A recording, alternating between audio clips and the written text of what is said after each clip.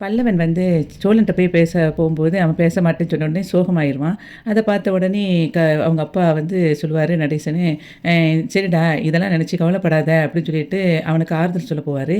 அப்ப அவன் வந்து "நீங்கலாம் எனக்கு அட்வைஸ் பண்ணாதீங்க" அப்படின்னு அவங்க அப்பாவ பார்த்து சொல்லிட்டு எந்திரிச்சு போயிருவான். போம்போது அத நிலா பார்த்துட்டு, "இங்க வா நீ, எதுக்கு கிளம்புற? நீ நின்னு" அப்படின்னு சொல்லிட்டு அவங்க அப்பாகிட்ட உட்கார வைப்பான். அப்போ அவர் தான் உனக்கு அட்வைஸ் பண்ணதுக்கு ட்ரை பண்றார்ல, "பிறகு எதுக்கு நீ போற?" அப்படின்னு சொல்லிட்டு அவங்க அப்பா பக்கத்துல உட்கார வைப்பான். அப்போ அவன் வந்து, "நீங்க சொல்லுங்க அங்கிள், அவனுக்கு அட்வைஸ் பண்ணுங்க" அப்படின்னு சொல்லும்போது, அப்போ நடேசன் வந்து ஒரு கதைய சொல்லுவாரு. என்னன்னா, "நான் வந்து ஒரு சின்ன வயசா இருக்கும்போது இது மாரிலாம் நெறைய பிரச்சனை நடந்திருக்கு. நான் ஒரு பொண்ண லவ் பண்ணேன். அந்த பொண்ணு வந்து என் கூட சினிமாக்கு வரணும்னு ஆசைப்பட்டு நாங்க போகணும்னு நெனைக்கும்போது அவங்க அப்பா விடல. உடனே அவள தனியா இன்னொரு நாள் கூட்டிட்டு போனேன்." இத அப்படி சொல்லிட்டு கதை சொல்லும்போது, "என்னத்துக்கு இந்த விஷயம் சொல்றீங்க?" அப்படின்னு அவ கேட்பா. "இல்ல வாழ்க்கையில இந்த மாரிலாம் நெறைய நடக்கும்ல." அது அப்படின்னு சொல்லி திரும்ப ஆரம்பிப்பாரு. அவங்க அப்பா விடலைன்னோனே நான் மட்டும் தனியா போய் படம் பார்த்துட்டேன். அதுக்கப்புறம் அவளுக்காக டிக்கெட் போட்டு நான் வந்து படத்துக்கு கூட்டிட்டு போம்போது, அவ ஃப்ரெண்ட் வந்திருந்தா. அவ ஃப்ரெண்ட் என்கிட்ட பேசணும்னு நெனைக்கும்போது, இவளுக்கு வந்து அத பார்த்துட்டா. பார்த்துட்டு அந்த அவ ஃப்ரெண்டுக்கும் என் மேல ஒரு லவ் அப்படின்னு சொல்லிட்டு கதைய அப்படி ஒவ்வொன்னா சொல்லிட்டு இருந்தோனே, நிலாவுக்கு ஒரு மாதிரி போயிரும். போன உடனே, "இப்ப எதுக்கு இந்த கதையெல்லாம் சொல்லிட்டு இருக்கீங்க?" அப்படின்னு சொல்லி அவ திட்டுவா. அப்போ அவன் சொல்லுவான், "இல்ல வாழ்க்கையில இதெல்லாம் சகஜம். இத பத்தி கவலைப்படக்கூடாது. இதே மாரி தான் 1986ல ஆரம்பிப்பாரா." அப்போ உடனே நிலா சொல்லுவா, "பல்லவா நீ எந்திரி" அப்படின்னு. "ஏம்மா கதை சொல்றத கொஞ்சம் கேளும்மா." "ஒண்ணும் நீங்க கதை சொல்ல வேண்டாம். உங்கள்ட்ட அட்வைஸ் கேட்க வந்ததே தப்புன்னு" சொல்லிட்டு உள்ள கூட்டிட்டு போயிருவேன். அதுக்கப்புறம் சேரன் வந்து சமையல பண்ணிட்டு இருப்பான். அவசர அவசரமா அந்த சமயத்தில ஃபோன் வரும். அங்க வேலை பார்க்குற இடத்துலேருந்து. "நான் கொஞ்ச நேரத்தில கிளம்பி வந்துடுறேன்" அப்படி சொல்லும்போது, நிலா சொல்லுவா, "நீங்க போய் கிளம்புங்க. நான் இன்னும் குளிக்க கூட இல்ல. நான் அதுக்குள்ள நான் வந்து காய்கறிலாம் கட் பண்ணி வைக்க. நீங்க போய் குளிங்க" அப்படின்னு சொல்லிட்டு அவன அனுப்பி வச்சுட்டு, உட்காந்து வேலை செய்ற நேரத்தில அங்கேருந்து சோழன பாப்பா. சோழன் வந்து சும்மா அப்படியே மொபைல் பார்த்துட்டு இருப்பான். உடனே "சோழன் நீங்க வாங்க" அப்படின்னு சொல்லி கூப்பிடுவா. "எதுக்கு?" அப்படிம்பா. "இங்க வாங்க வந்து எங்க கிச்சன்ல வேலை பார்க்கணும்" அப்படின்னு சொல்லிட்டு இருக்கும்போதே, "இந்த காய்கறிலாம் நறுக்குங்க" அப்படின்னு சொல்லிருவா. உடனே காயெல்லாம் நறுக்கிட்டு இருப்பான். நறுக்கிறவன் என்ன செஞ்சுருவான், டக்குனு அந்த பானையில உல கொதிச்சிட்டு இருக்கும். அதில கொண்டு போட்டுருவான். உடனே அவ 2 அடி குடுத்துட்டு, உங்கள யார் இதுக்குள்ள போட சொன்னா? அந்த காய திரும்ப எடுங்க" அப்படின்னு சொல்லி சொல்லுவா. "அதுக்கு எதுக்குங்க அடிக்கிறீங்க?" அப்படின்னு சொல்லுவா அவன். உடனே அதுக்கு அவ சொல்லுவா, "ஆமா நீங்க பண்ண வேலைக்கு அப்புறம் அதானே செய்ய முடியும்" அப்படின்னு சொல்லிட்டு எங்க கிச்சன்ல வேலை ட்ரை பண்ணிட்டே இருக்கும்போது, அங்கருந்து நிலா அப்படின்னு சொல்லிட்டு ஒரு குரல் கேட்கும். உடனே இவன் நான் இந்தா வாரேங்க அப்படிம்பா. "உங்கள யாரும் கூப்பிட்டாங்களா?" அப்படின்னு சொல்லிட்டு திட்டுவா. வாசல்ல நிலா அப்படின்னு சொல்லி ஒரு குரல் கேட்கும். உடனே இவங்க 2 பேரும் எட்டி போய் பார்ப்பாங்க. அங்க பார்த்தா திவ்யா இருப்பா.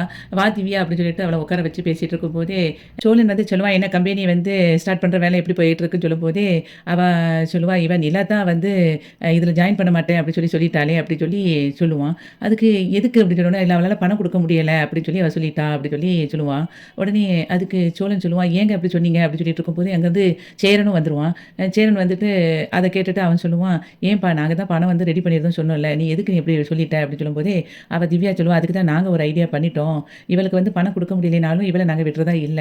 அதனால இவள வந்து நாங்க 3 பேரும் சேர்ந்து பேர் போட்டு கம்பெனி பேர ஸ்டார்ட் பண்ணிருவோம். ஆனா நீ பணம் எப்போ குடுக்க முடியுதோ அப்போ குடுத்தா போதும்" அப்படி சொல்லும்போது, அதுக்கு இவங்க 2 பேரும் நல்லா சந்தோஷமா சிரிப்பாங்க. அவ மட்டும் சொல்லுவா, "நிலா எப்படி பணம் குடுக்காம இருக்க முடியும்?" அப்படிங்கும்போது, "இல்ல உன்னை விட எங்களுக்கு மனசு இல்ல. ஏற்கனவே சோபனாட்ட பேசிட்டேன் நானு. அவளும் ஓகே சொல்லிட்டா. நீனும் ஓகே சொல்லிரு அவட்ட இப்போ. சரின்னு சொல்லி நீ இதுக்கும் இல்லன்னு சொல்லிறாத" அப்படின்னு சொல்லிட்டு திவ்யா சொல்லிட்டு இருப்பா. அப்போ வந்து நிலாவும் என்ன செய்யன்னு யோசிச்சுட்டு இருக்கும்போது சோழன் சொல்லுவான், "ஏங்க நீங்க ஓனரா இருந்தா தாங்க நல்லாருக்கும். நீங்க கவலைப்படாதீங்க. பணத்த ரெடி பண்ணிரலாம். இந்த வீட்ட எப்படியாவது வச்சு வாங்கிரலாம்" அப்படின்னு சொல்லி அவன் சொல்லுவான். அதுக்கு நிலா சொல்லுவா, "அது எப்படிங்க இந்த வீட வச்சு வாங்குறது? ஏங்க இந்த வீடே கிடைச்சது உங்களால தான். அப்படிங்கும்போது உங்களுக்காக வாங்க மாட்டோமா? அதெல்லாம் பிரச்சனை இல்ல வாங்கிரலாம்" அப்படின்னு சொல்லி அவ சொல்லிக்கிட்டு இருப்பா. அதுக்கப்புறம் சோழன் சொல்லுவான், "சரிங்க நீங்க இனிமே ஓனர் தான்" அப்படின்னு சொல்லிட்டு பழையபடி மொபைல் எடுத்துட்டு வந்துட்டு போனா, "என்ன இங்க உட்காந்துட்டு இருக்கீங்க? வாங்க கிச்சன்ல வேலை இருக்குன்னு" பழையபடி அவன் கூட்டிட்டு போயிருவான். சோழன் வந்து வானதிய பத்தி நினைப்பான். நினைச்சுட்டு ஒரு நாள் ஃபுல்லா என் கூட தான் இருக்கணும். என்னைய காலையில ஃபுல்லா என்னைய தான் நினைக்கணும். நைட்டு தூங்க போறதுக்கு முன்னாடி என்னைய தான் நினைக்கணும். எனக்கு ஒரு நாளைக்கு இத்தன கால் பண்ணணும் அப்படின்னு சொல்லிட்டு வானதி அடுக்கிக்கிட்டு போனது அப்படியே மண்டைக்குள்ள ஓடும். ஓடுனோனே, ஐயோ! இதெல்லாம் நடக்கவே நடக்காதுன்னு சவுண்ட கத்திருவான். கத்துன உடனே அங்கருந்து நீலா ரூம்லேருந்து வெளிய வருவா. சேரன் வந்துருவான். "என்னடா?" அப்படின்னு சொல்லி கேட்பாங்க. மைண்ட் வாய்ஸ்ன்னு சொல்லிட்டு நான் வெளிய கத்திட்டேனா? அப்படின்னு சொல்லிட்டு, இல்ல நானு வானதிய பத்தி தான் நினைச்சேன். அவ வந்து நம்ம குடும்பத்துக்கு செட்டே ஆக மாட்டா" அப்படின்னு சொல்லி சொல்லுவான். உடனே அதுக்கு சேரன் சொல்லுவான், "அப்படிலாம் சொல்லாதடா! வானதி நல்ல பொண்ணுடா" அப்படின்னு சொல்லி சொல்லுவான். உடனே நிலா சொல்லுவா, "நீங்க எதுக்கு இப்ப அப்படி சொல்றீங்க?" அப்படின்னோனே, "இல்லங்க வானதிய தனியா கூட்டிட்டு போய் பாண்டிக்காக பேசி பார்ப்போம்ன்னு பார்த்தேன். ஆனா அவ பேசின பிறகு தான் தெரியுது அவட்டலாம் மனுஷன் பேசவே முடியாது" அப்படி இப்படின்னு சொல்லி சொல்லுவான். உடனே அதுக்கு நிலா சொல்லுவா, "ஓ! அந்த அளவுக்கு நீங்க பெரிய ஆள் ஆயிட்டீங்களா? நீங்க வந்து அவனுக்கு அட்வைஸ் பண்ற அளவுக்கு" அப்படின்னு சொல்லும்போது, "என்னங்க இப்படி சொல்றீங்க?" அப்படின்னோனே, "உங்களுக்கே ஒரு 1000 பேர் அட்வைஸ் பண்ணணும். நீங்க இன்னொருத்தருக்கு அட்வைஸ் பண்ணா நம்பயா முடியுது?" அப்படின்னு சொல்லும்போது, "ஏங்க அவன் என் தம்பிங்க" அப்படின்னு சொல்லி அவன் சொல்லிட்டு இருப்பான். அதுக்குள்ள அங்க வந்து பாண்டி வந்துருவான். பாண்டிய பார்த்த உடனே வானதி சொல்லுவா, "இங்க பாருங்க பாண்டி, நீங்க வந்து யாரோட அட்வைஸையும் கேட்காதீங்க. நீங்களாவே யோசிச்சு என்ன பண்ணணும்னு முடிவெடுங்க. அதுவும் சோழனோட சொல்றத கேட்கவே கேட்காதீங்கன்னு சொன்னோனே, "என்னங்க இப்படி பேசுறீங்க? நான் அவனுக்காக என்னலாம் பண்ணணும்னு யோசிச்சுட்டு இருக்கேன். என்னைய போய் இப்படி சொல்றீங்களே!" அப்படின்னு சொல்லிட்டு அவன் சொல்லிட்டு இருப்பான். அதுக்கப்புறம் வந்து பாண்டிகிட்ட சொல்லுவா, "இங்க பாருங்க, வானதி வந்து ரொம்ப நல்ல பொண்ணு தான். அவள வந்து நீங்க அவளுக்குன்னு ஒரு ஸ்பெண்ட் பண்ண மாட்டேங்கிறீங்க நீங்க டைமு. நீங்க என்ன பண்றீங்க, உங்கள தான் அவ தேடி தேடி வந்துகிட்டே இருக்கா. ஆனா நீங்க அவளுக்காக கொஞ்சம் டைம் ஒதுக்குனீங்கன்னா கொஞ்சம் நல்லாயிருக்கும். நீங்க கடையில ஒரு நாள் ஃபுல்லா இருக்கிறதுனால, நீங்க அவ கூட இருக்கீங்கன்னு நெனச்சுட்டு இருக்கீங்க. அப்படி கிடையாது. நீங்க வந்து கடைய மறந்துட்டு ஒரு நாள் அவள கூட்டிட்டு போங்க. நீங்க வந்து எப்பவுமே அதுக்காக கடை வேல பார்த்துட்டே இருக்க முடியுமா? உங்களுக்குன்னு ஒரு வாழ்க்கைய உருவாக்க வேண்டாமா?" அப்படிங்கிற மாதிரி அவ சொல்லுவா. உடனே நீங்க அந்த மாரி பண்ணி பாருங்க. உங்க லைஃப்ல வந்து நெறைய வானதி கிட்ட சேஞ்சஸ பார்க்கலாம் அப்படின்னு அவ சொல்லிட்டு இருக்கும்போது, சரிங்க அப்படின்னு சொல்லிட்டு பாட்டி சொல்லுவான். அதுக்கப்புறம் வந்து சோழன் வந்து திடீர்னாப்புல ஒரு பெரிய குக்கர் எடுத்துட்டு வாங்கிட்டு வருவான். டன் டடாய்ங் அப்படின்னு சொல்லிட்டு வந்து நிப்பான். "என்னங்க பயம் கட்டிட்டு நிக்கீங்கன்னோனே, "இல்ல சர்ப்ரைஸா ஒண்ணு வாங்கிட்டு வந்தேன்" அப்படின்னு சொல்லி சொல்லுவான். "என்ன சர்ப்ரைஸு? எனக்கு எதுவும் வாங்கிட்டு வந்திருக்கீங்களா?" அப்படின்னு சொல்லி கேட்பா. "ஐயய்யோ! உங்களுக்குன்னு இல்லங்க. இதில நீங்க அன்னைக்கு சோறு பொங்க ரொம்ப கஷ்டப்பட்டீங்களா? பாண்டி சொன்னா. அதனால இந்த குக்கர வாங்கிட்டு வந்தேன்" அப்படின்னு சொல்லி அவன் சொல்லுவான். "ஓ! குக்கரா? ஆமா இனிமே நீங்க கஷ்டப்பட வேண்டாம். சாதம் வடிக்கணும்னு நெனைக்க வேண்டாம்" அப்படி இப்படின்னு சொல்லிட்டே இருக்கும்போது இப்படி பாப்பா. "இல்லங்க நீங்களே வேலை செய்யணும்னு சொல்லல.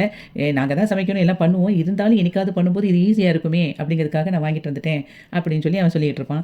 பல்லவன் அப்படியே அமைதியா உட்காந்து பார்த்துட்டு அண்ணேன்னு சொல்லி கூப்பிடுவான். உடனே இவன் அப்படியே மூஞ்ச திருப்புவான். அப்ப சோழன் நீங்க பேசுங்க அவன்கிட்ட அப்படின்னு சொல்லி சொல்லுவான். இல்ல நான் இவன்கிட்டலாம் பேச மாட்டேன் அப்படின்னு சொல்லி சொல்லும்போது, நீலாம் சொல்லுவா, நீங்க என்னாப்புல தப்பே பண்ணலையா? நீங்களும் நெறைய தப்பு பண்ண தானே செஞ்சிருக்கீங்க அப்படிங்கும்போது, நான் பண்ணியிருக்கேன் தான். ஆனா இவன் அளவுக்குலாம் நான் பண்ணல அப்படின்னு சொல்லி அவன் சொல்லுவான். அப்படிலாம் யோசிக்காதீங்க. ஒரு வீடுனா வந்து மனுஷங்க இருந்தாலும் அவங்க தப்பு பண்றது சகஜம். அவங்க தப்பு பண்ணும்போது மன்னிக்கிறது இயல்பு தான்.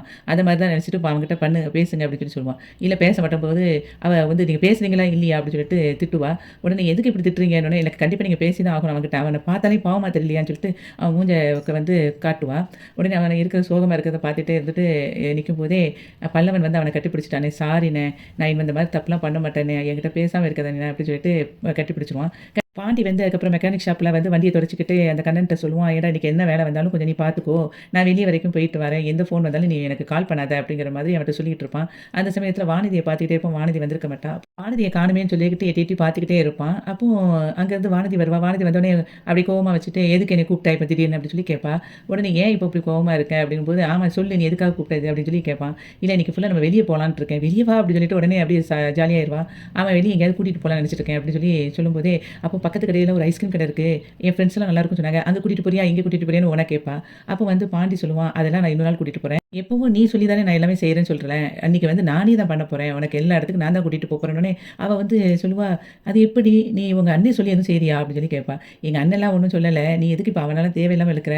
நம்ம கிளம்புறோன்னே" சரி பாட்டின்னு சொல்லிட்டு ஜாலியா உட்காந்து கிளம்பி போவா. அப்போ ஃபர்ஸ்ட்டு கோயிலுக்கு போவோம் அப்படின்னு இவன் சொல்லுவான். "கோயில்ல போய் என்ன பண்ணுவோம்?" அப்படின்னு சொல்லி இவ கேட்பா. உடனே "இல்ல கோயில்ல போய் கொஞ்ச நேரம் பேசிட்டு அதுக்கப்புறம் ஒவ்வொரு இடமா போவோம்" அப்படின்னு சொல்லி அவன் சொல்லுவான். உடனே சரின்னு சொல்லிட்டு கோயிலுக்கு போய் உட்காந்துருப்பாங்க. அப்ப சாமி கும்பிட்டுட்டு இருக்கும்போதே அவங்க வந்து கேட்பாரு பூசாரி, "யார் பேருக்கு அர்ச்சனை பண்ணணும்னு?" "இப்ப எங்க 2 பேருக்கு தான்" அப்படின்னு சொல்லிட்டு அர்ச்சனைலாம் பண்ணிட்டு இருக்கும்போதே, இவன் வந்து திருநீர் வச்சு விட போவான் அவன. அதுக்குள்ள அவனே வச்சுருவான். "நான் உனக்கு வைக்கணும்னு ஆசைப்பட்டேன் பாண்டி. நீ அதுக்குள்ள வச்சுட்டனோனே" அவன் சொல்லுவான், "இப்ப நீ தானே வைக்கணும் இரு" அப்படின்னு சொல்லிட்டு திருநீர துடைச்சிருவான். துடைச்சிட்டு "இப்ப நீ வையி" அப்படின்னு சொன்னோனே, அவ அப்படியே வச்சுட்டு சொல்லுவா, "எனக்கு ஆச்சரியமா இருக்கு பாட்டி. நீ வந்து நான் நான் ஆசைப்பட்ட மாதிரிலாம் இப்ப நடந்துக்கிறியே எப்படின்னு எனக்கு தெரியலன்னோனே, சரி வா அப்படின்னு சொல்லிட்டு அங்க போய் உட்காந்து பேசிட்டு இருப்பாங்க. பாண்டி கிட்ட வானதி கேட்பா, கண்ண மூடிட்டு சாமி கிட்ட என்ன வேண்டுன அப்படின்னு சொல்லி கேட்பா. அதுக்கு அவன் சொல்லுவான், "நான்லாம் கோயிலுக்கே வரமாட்டேன். சாமியெல்லாம் ரொம்ப கும்பிட மாட்டேன். இன்னைக்கு உனக்காகத்தான் வந்தேன். அதனால கண்ண சும்மா மூடி இருந்திருப்பேன் அவ்வளோதான்" அப்படின்னு சொல்லி சொல்லும்போது, "என்ன இப்படி சொல்லிட்ட பாண்டி? இந்த கோயில்ல 6 வாரம் நம்ம விளக்கு போட்டா நம்ம நெனச்சதெல்லாம் நடக்கும் தெரியுமா? நீ என்ன லவ் பண்ணணும்னு நெனச்சுட்டு வேண்டி 6 வாரம் விளக்கு போட்டேன். இப்ப பார்த்தியா நம்ம 2 பேரும் சேர்ந்து லவ்வர்ஸா அந்த கோயில்லயே இருக்கிறோம்" அப்படின்னு சொல்லிட்டு அவ சொல்லுவா. "அந்த அளவுக்கு இதா பவரான சாமியா?" அப்படின்னு சொல்லி அவன் கேட்டுட்டு இருப்பான். அதுக்கப்புறம் அவ சொல்லுவான், "உங்க அப்பா, அம்மா கிட்ட பேசிட்டியா? சொன்னியா இங்க வந்தத?" அப்படிங்கும்போது, அவங்கலாம் அத பத்திலாம் கவலைப்பட மாட்டாங்க. நமக்கு கல்யாணமே முடிச்சு குடுக்கணும்னு ஆசைப்பட்டாங்க தானே அப்படி சொல்லும்போது, "அப்படி இல்ல வானதி, எங்க போனாலும் நம்ம சொல்லணும்ல. அன்னைக்கே ஏற்கனவே இந்த பிரச்சனைன்னு சொல்லி சண்டை போட்டாங்கல்ல." அப்படிங்கும்போது, "அன்னைக்கு என்ன பெங்களூர் கூட்டிட்டு போனேன். இன்னைக்கு என்ன பெங்களூர் வரைக்குமா வந்திருக்கோம்? கோவிலுக்கு தானே வந்திருக்கோம். அதெல்லாம் ஒண்ணும் சொல்ல மாட்டாங்க பாட்டி" அப்படின்னு சொல்லிட்டு வானதி சொல்லுவா. எங்க வீட்ல கல்யாணத்த வந்து கோயில்லயே வச்சு நடத்திக்கலாம்னு சொல்லுவாங்க. நீ அப்ப என்ன சொல்லுவ?" அப்படின்னு சொல்லி கேட்பா. உடனே அதுக்கு அவன் சொல்லுவான், "சரி சிம்பிளா இப்படியே அவன் நடத்திருவோம்னு சொல்லி சொல்லுவேன்." "அப்படி மட்டும் சொல்லிறாத பாட்டி. எனக்கு வந்து நல்லா கிராண்டா நடத்தணும். கல்யாணத்த காலையில வைக்கணும். முதல் நாள் ரிசப்ஷன் வைக்கணும். அதுக்கப்புறம் நம்ம அதுக்கு முன்னாடி ஒரு ஃபோட்டோ ஷூட் எடுக்கணும். அதுக்கப்புறம் அத வந்து ஒண்ணு ஒண்ணா விதவிதமா காஸ்டியூம் மாத்தணும். அந்த மாரி எடுக்கிறதுக்காகயே நெறைய வீடியோஸ் எடுத்து வச்சிருக்கேன். நீ அத பார்க்குறியா?" அப்படின்னு சொல்லி சொல்லும்போது, சரி பார்க்குறேன் காட்டு" அப்படின்னு சொல்லி சொல்லுவான் பாண்டி. வானதி உடனே சொல்லுவா, "என்ன ஆச்சரியமா இருக்கு. வேண்டான்னு சொல்லுவேன்னு நெனச்சேன். ஆனா பார்க்குறேன்னு சொல்ற" அப்படின்னோனே, "ஆமா நீ ஆசைப்பட்டு வச்சிருக்க எடுத்து. சும்மா தானே இருக்கோம் பார்ப்போம் கொண்டா காட்டு" அப்படின்னு சொல்லிட்டோனே 2 பேரும் இன்ட்ரெஸ்ட்டா அப்படியே பேசி பேசி பார்த்துட்டு இருப்பாங்க. அதுக்கப்புறம் சேரன் வந்து சைட்ல வேலை பார்த்துட்டு இருப்பான். அப்ப சந்தா வந்து சாப்பாடு எடுத்துட்டு வந்திருப்பா. அப்போ அவன் சொல்லுவான், "இருப்பா நாங்க கொஞ்சம் வேலை இருக்கு. வேலைய முடிச்சுட்டு வந்து சாப்பிடுறேன்" அப்படின்னு சொல்லும்போது, "நீ அது வரைக்கும் உட்காந்துரு" அப்படிம்பான் சேரனு. சேரன் வந்து மேல அந்த செங்கல வச்சு அடுக்கிக்கிட்டே இருக்கும்போதே, இவ வந்து கீழ இருந்து ஒவ்வொரு செங்கலா எடுத்து பாஸ் பண்ணிக்கிட்டு இருப்பா. அத மேலருந்து பார்த்த உடனே சேரன் வந்துட்டு சொல்லுவான், "நீ எதுக்குப்பா வேல பார்த்துட்டு இருக்க? அனீஷ் நீ சொல்ல மாட்டியா? எதுக்கு இவ வந்து வேல பார்க்கணும்?" அப்படின்னு சொல்லிட்டு இருக்கும்போதே, இந்த வேல தானே இந்த பையா பார்க்குறாங்க. பார்த்துட்டு போட்டுமே இதில என்ன இருக்கு?" அப்படின்னு சொல்லி அவன் அண்ணன் சொல்லுவான். அதுக்கு சேரன் சொல்லுவான், இந்த வேலையெல்லாம் நம்ம தான் பார்க்கணும். அவ பார்க்கக்கூடாது.